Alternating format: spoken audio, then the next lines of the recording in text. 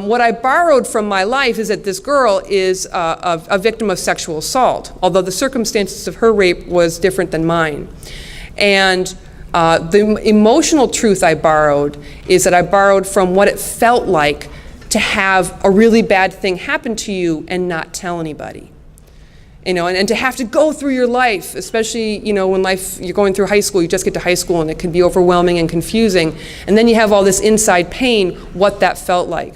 But because it's a book about that struggle that we all go through at one time or another, to find the courage to speak up when something's going wrong or when you really need help and you don't know how to ask for it, you don't know who to ask. The reason that a couple of groups have called the book pornography is that at some point later in the book, the book is told from her point of view. She explains what happened. It's not graphic at all. I deliberately made it not graphic because I wanted it to be the kind of book that 8th graders could read. But that makes some people very, very uncomfortable, often because they don't know how to talk to their kids about sexuality and hard things. If I'm proud of anything, it's that people have now talked about this book so much, because it's only been banned a couple of places, but they were really upset about it. Most places, people are like, oh, this is awesome. Now we have a chance to talk to kids about this.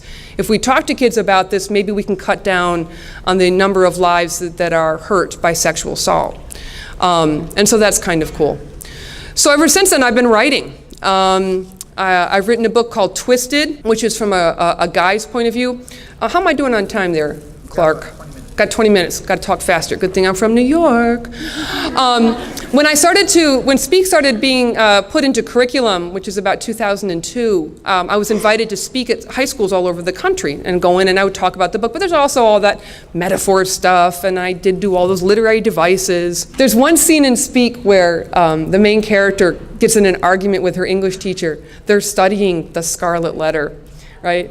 And the main character goes, Miss, I don't believe this symbolism stuff is real. I think you're making it all up. I think you're just doing this to torture us. And the English teacher gets very upset. Never say to an English teacher, by the way, that symbolism is not real, because they take that really personally.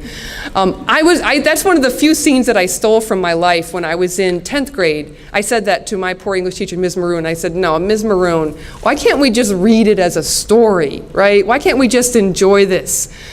Authors don't make up that symbolism stuff anyways. You just made that up.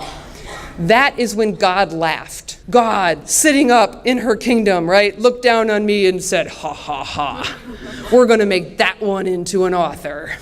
Because it turns out that authors do use symbolism all the time. You know why? It's boring to sit at home alone and write. And so we sneak in symbolism and stuff to see if anybody's paying attention, and it makes us feel really clever, and that's fun. If you ever have to write an essay about Speak, email me and I will give you all the answers. And then it'd be great to see what kind of grade you get. Because don't tell them that you got the answers from me, right? And see, right? That's called using your primary sources, my friends. So anyway, so I was going around the country talking about Speak, not only the issues in Speak, but also some of the literary devices of symbolism. And so I worked pretty hard on that. And then I would always get this one question by the end of the class period. And it was usually a gentleman and sitting in the back of the room, often like 11th grade. I was speaking to 11th graders. And the kid asked me a really honest question.